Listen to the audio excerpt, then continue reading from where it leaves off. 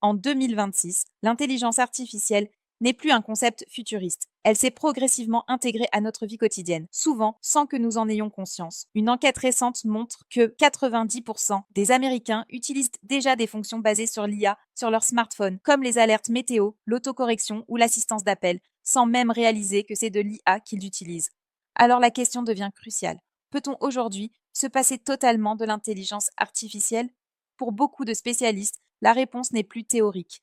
C'est une évidence issue de l'analyse de l'usage réel. Aujourd'hui, l'IA est tissée dans les fonctions de base de nos appareils et services, bien plus que des assistants vocaux ou des chatbots, des fonctions invisibles mais essentielles, comme l'ajustement automatique de la luminosité de l'écran, la recommandation de contenu ou l'organisation de nos photos. Dans une étude portant sur des milliers de consommateurs, plus de 77% déclaraient utiliser un service ou un appareil propulsé par de l'IA, même s'ils ne pensaient pas s'en servir. Cela signifie que même des tâches quotidiennes, planifier un itinéraire, poser une question de culture générale, organiser son agenda, reposent désormais sur des systèmes intelligents. Dans l'économie moderne, refuser l'IA équivaudrait à se désarmer face à la concurrence. Les analyses des usages professionnels montrent que l'IA augmente la productivité dans des secteurs très variés, du service public aux entreprises privées, en réduisant le temps passé sur des tâches répétitives. Dans le secteur public britannique, par exemple, une étude indique que l'utilisation de l'IA pour réduire les tâches administratives pourrait faire gagner environ un jour de travail par semaine à certains professionnels de santé. Sans ces automatisations, les délais, les coûts et les charges humaines augmenteraient de façon significative, affectant directement la compétitivité des organisations. Certains des plus grands acteurs mondiaux de la tech, comme Bill Gates,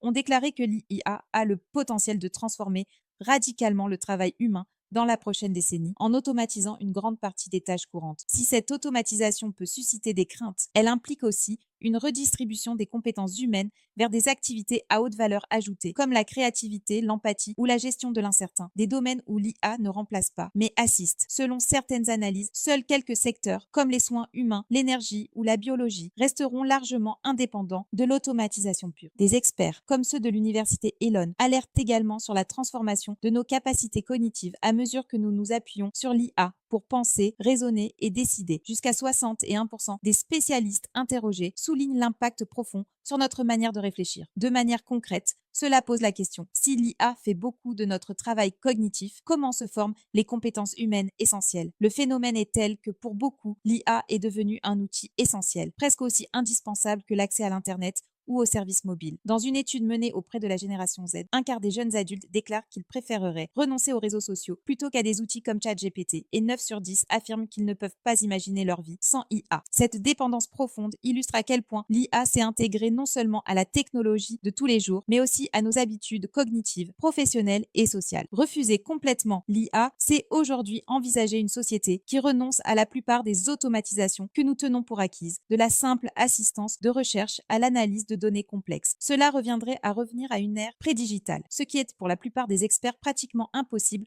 sans une transformation radicale de nos systèmes économiques, éducatifs et sociaux. Le débat n'est donc plus de savoir si l'IA est utile ou non. Il porte sur comment nous la maîtrisons, comment nous l'encadrons et comment nous préservons ce qui nous rend humains, notre capacité critique, notre créativité, notre autonomie, tout en tirant parti de ses effets positifs. Il est devenu presque impossible de vivre sans intelligence artificielle, non pas parce que c'est magique, mais parce qu'elle est déjà intégrée partout. Des fonctions les plus banales, de nos smartphones aux services publics, en passant par nos outils de travail et de communication. Rejeter l'IA signifie repousser l'avenir, mais aussi risquer d'être dépassé à une échelle individuelle, organisationnelle et nationale.